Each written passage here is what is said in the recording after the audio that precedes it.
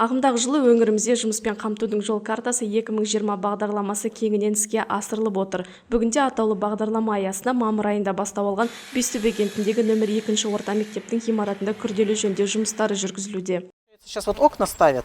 Сделали стяжку полов в коридорах во всех, потому что демонтировали все деревянные полы, будет ложиться плитка. Күрделі жөндеудің аясында терезелерді, еденді, жарықтандыру жүйелерін жаңарту, сондай-ақ шатырларды және жылумен қамту құбырларын жартылай ауыстыру жұмыстары атқарылмақ. Бүгінгі күні ғимарат ішінде бөлшектеу шаруалары аяқталып, терезелерді орнату жұмыстары басталып кетті деп отыр мекеме директоры.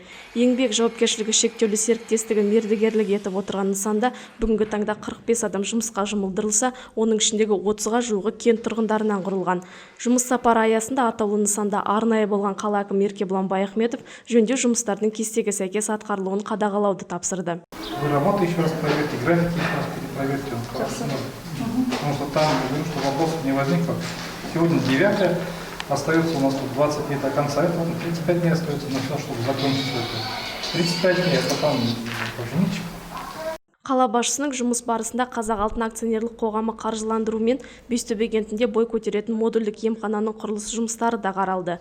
Жалпы аумағы 740 шаршы метрді құрайтын атаулы нысанның құрылыс жұмысын Via Medis жауапкершілігі шектеулі серіктестігі жақын арада қолға алмақ. Жұмыспен қамтудың жол картасы 2020 бағдарламасының шеңберінде жұмысқа тартылған кент тұрғындарының күшімен Абу Шахман көшесінің бойындағы ұзындығы 1500 метрді құрайтын жолдың жаңартылуы жобасы қолға алынған. Маусымның 23-інде бастау алған бұл шаруаның барысы да қала басшысының назарынан тыс қалмады. Алдағы уақытта кенттегі Нұрлы, Береке, Бекбаев және Ыбырай Алтынсарин көшелеріндегі жолдарды жөндеу жоспарға қойылған.